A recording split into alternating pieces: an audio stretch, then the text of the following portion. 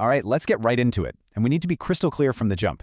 This isn't about some bar fight or brute strength. Forget all that. What we're talking about here is science. The precise science of finding and activating the human body's shutdown switches. Think of this as a classified biomechanics briefing on those very switches. You know, when you understand these high-value targets, it's like you've been handed a map showing the absolute shortest path to ending a confrontation. But, and listen up, because this is critical, that same map has a big, fat red line drawn right across it. A legal and ethical line you just don't cross. Ever. And I'm not kidding around. If you're not ready for the responsibility that comes with this knowledge, seriously, this is your last chance to just swipe away. The stakes here are absolutely real. For those of you still with me, let's begin. Okay, target A. We call this one the off switch. We're talking about the chin. It's probably the most famous knockout button on the planet, right? But why? What's actually happening biomechanically to make someone go lights out? Well, the answer has nothing to do with how hard you can hit. It's all about physics. Simple leverage. The jaw, as you can see, is basically the longest lever arm connected to the skull. It's a natural force amplifier built right into our anatomy. But here's where it gets really interesting, the trajectory. When you apply force to the chin, especially a rotational force like a hook, it doesn't just push the head back, it twists it. And that twist, man, that force gets magnified like crazy as it shoots up the jaw, sending this massive shockwave straight to the base of the skull.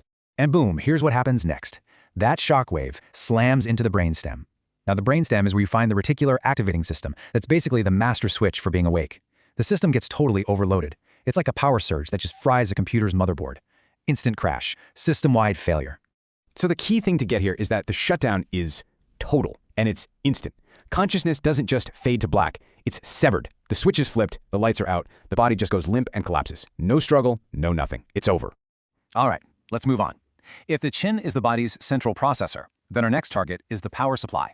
We call this one the respiratory lock. And with this one, we're not trying to turn off the lights, we're trying to cut the power. Now, to hit this switch, two things have to be perfect. First up, location, location, location. There's this little spot right below the 9th and 10th ribs that's anatomically exposed. It's a gateway, and it's barely protected. Second, you need the right angle, a 30-degree upward hook. Why so specific? Because the goal isn't to just smash into the ribs or damage an organ. No, this is way more precise. We're trying to hack the nervous system. And here's how that hack works. The impact hits the protective capsule around the liver, and that triggers a massive reflex in something called the vagus nerve. The nerve basically freaks out and sends an emergency signal that forces the diaphragm, you know, the main muscle you use to breathe, to just seize up completely. And what's crazy is that the body's own defense mechanism is what takes it down. The breath is just locked. You can't breathe in or out. That feeling of suffocation is so overwhelming that the body has no choice but to curl up into a ball.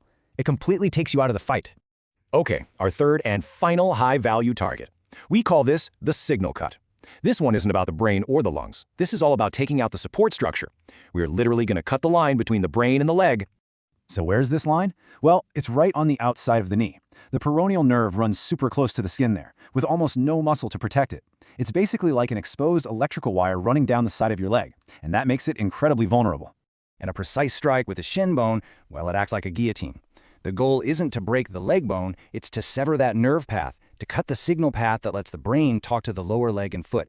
What happens is a total signal cut.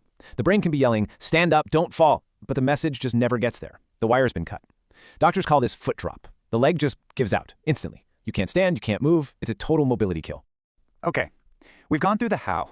Now we need to talk about the never. And I need you to listen very carefully, because this is, without a doubt, the most important part of this whole briefing. There are places on the body that are not targets. They are absolute, 100% no-go zones. And crossing this line isn't about technique, it's about felonies. Two places. Burn them into your memory. The back of the head. A strike there can kill someone, straight up. Second, the area directly over the heart. A hard enough impact can literally stop it. Let me be crystal clear. Hitting these spots isn't fighting. It's a potential homicide. 10. That's the number I want you to remember. 10 years. That's the minimum sentence for assault that causes serious bodily harm. Minimum.